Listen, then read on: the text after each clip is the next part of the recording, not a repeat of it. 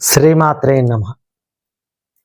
చాలామంది వీడియోలు సబ్స్క్రైబ్ చేయకుండానే చూస్తున్నారు. మీరు సబ్స్క్రైబ్ చేయడం వలన నేను చేయబోయే చిత్త, స్వాతి, విశాఖ నక్షత్రాల్లో పుట్టిన వారి గురించి ఇంతవరకు ఎవరూ చెప్పని రహస్య జీవితం గురించి మీకు తెలియజేస్తాను. మరి ఆ వీడియో నోటిఫికేషన్ రావాలంటే మీరు తప్పకుండా సబ్స్క్రైబ్ చేసి ఆల్ అనే ఆప్షన్లో సేవ్ చేయండి.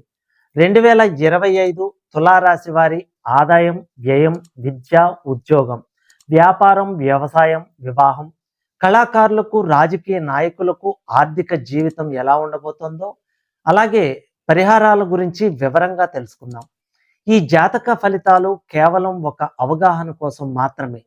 మనకు ఏ గ్రహాలు అనుకూలంగా ఉన్నాయి, ఏ గ్రహాలు ప్రతికూలంగా ఉన్నాయి అన్న విషయాలు మీ జాతక చక్ర పరిశీలన ద్వారా తెలుస్తుంది.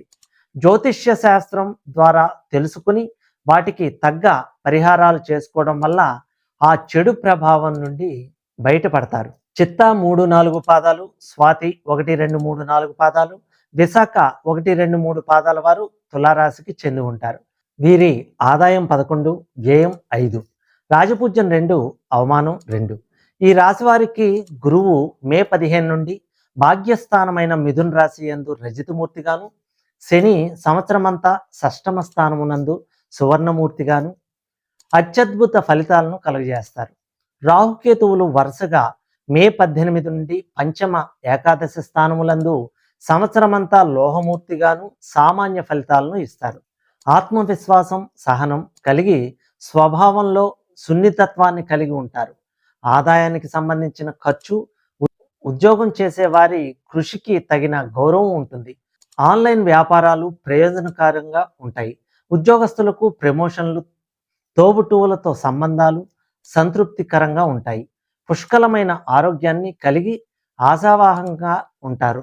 ధార్మిక కార్యక్రమాల్లో తరచుగా పాల్గొంటారు. ధార్మిక యాత్రలు, తీర్థయాత్రలు ఉంటాయి. కష్టపడి శ్రమించిన తర్వాతే మీరు విజయాన్ని పొందుతారు. విద్యార్థులకు ఉన్నత విద్యా అవకాశాలు కలిగిస్తాయి.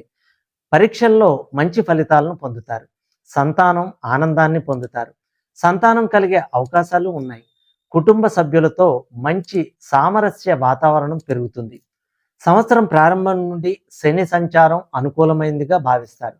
ఎన్నికల్లో విజయం సాధిస్తారు. ప్రత్యర్థుల వ్యూహాలను చిత్తు చేస్తారు. సర్వత్రా ఆధిపత్యం పెరుగుతుంది. వృత్తి ఉద్యోగాల్లో నిజాయితీగా పనిచేసి అందరి మన్ననలను పొందుతారు.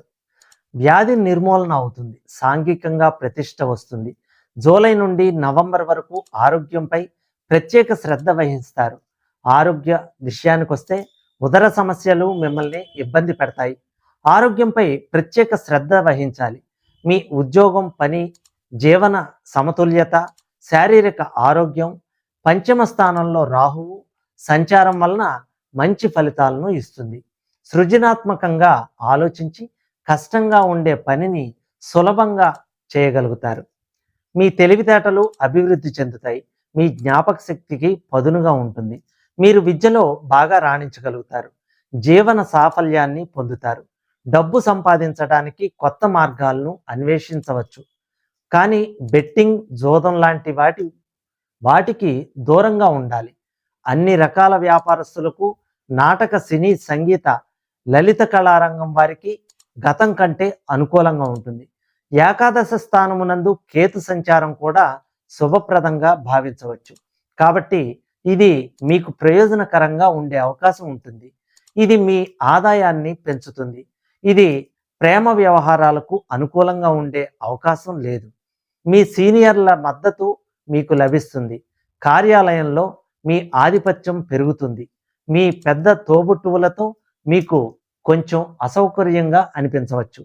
వారి ఆరోగ్య సమస్యలు మిమ్మల్ని ఇబ్బంది పెట్టవచ్చు. తులారాశి వారు ఈ సంవత్సరం శ్రీ విష్ణు గణపతి ఆరాధనలు చేయటంచే సమస్యలను తొలగించుకోవచ్చు. మరిన్ని సత్ఫలితాలను కూడా పొందవచ్చు.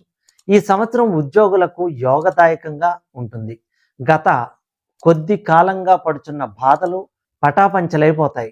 శని యోగకారకుడు అవటం చేత 6వ ఇంట ఉండటం మేలు జరుగుతుంది. ప్రమోషన్తో కూడిన బదిలీలు వస్తాయి. కేంద్ర రాష్ట్ర ప్రభుత్వంలో ఉన్న వారికి అధికారుల మన్ననలు, అప్రయత్న ధనలాభాలు కలుగుతాయి. ప్రైవేటు సంస్థల్లో పనిచే వారికి యజమానుల మన్ననలు పొంది అధిక జీతం పెరగటం అన్నది జరుగుతుంది. మరొక కంపెనీకి ప్రమోషన్ మీద వెళ్ళటం కూడా జరుగుతుంది. నిరుద్యోగులకు గురు శని బలం వలన ఖచ్చితంగా ఉద్యోగాలు పొందుతారు.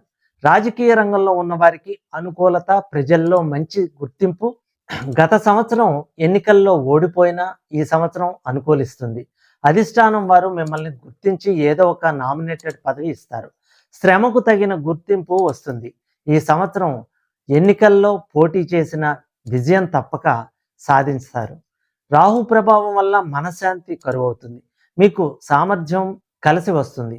కళాకారులకు ఈ సంవత్సరం కీర్తికారకుడైన గురువు బలంగా ఉన్నందువలన మంచిగా ఉంటుంది. అనుకున్నది సాధిస్తారు.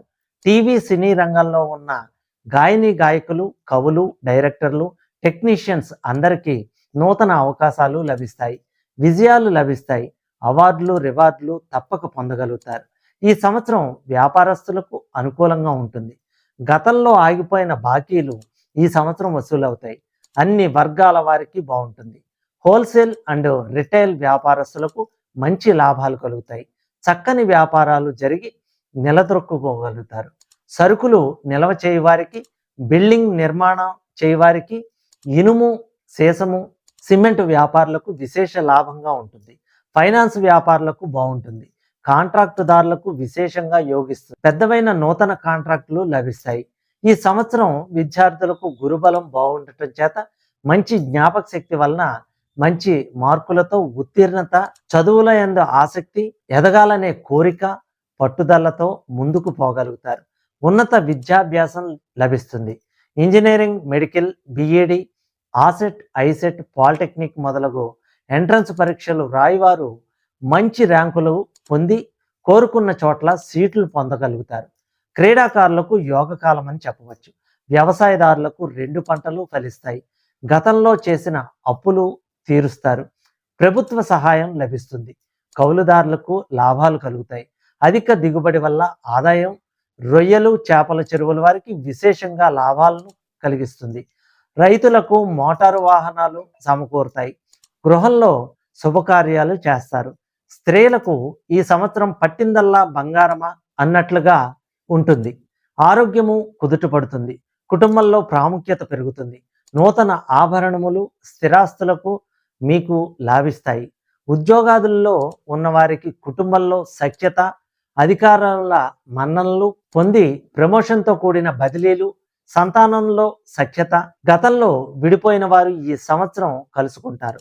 వివాహం కాని స్త్రీలకు ఈ సంవత్సరం వివాహం జరుగుతుంది. గర్భిణీ స్త్రీలకు ఫ్రీ డెలివరీ అయ్యి 12 బిడ్డను ఎత్తుకుంటారు. పుత్ర సంతానం కలుగుతుంది. 12వ ఇంట రాహు వల్ల మాతృ పితృ వంశ పీడలు, సంతాన పీడలు, మొత్తం మీద ఈ రాశి వారికి గురుబలం వల్ల చక్కని జీవితం కూడా కలుగుతుంది. గత కొద్ది కాలంగా పడుచున్న బాధలు తొలగిపోయి మొత్తం మీద ఈ రాశి వారికి గురుబలం వల్ల చక్కని జీవితం ఏర్పడుతుంది. వీరు చేయవలసిన శాంతులు: ఈ సంవత్సరం మంగళ శనివార నియమాలు పాటించి మంగళవారంలో మీ గ్రామంలో గల శివాలయంలో 7 వారాలు రుద్రాభిషేకం చేయించిన మంచిది. శ్రీశైల దర్శనం, జాగరణ చేయాలి. మీపై ఇతరులకు ఈర్ష్య, అసూయ హెచ్చుగా ఉన్నందువలన నరఘోష యంత్రాలు ధరించిన మంచిది. సర్వేజన సుఖినో భవంతు.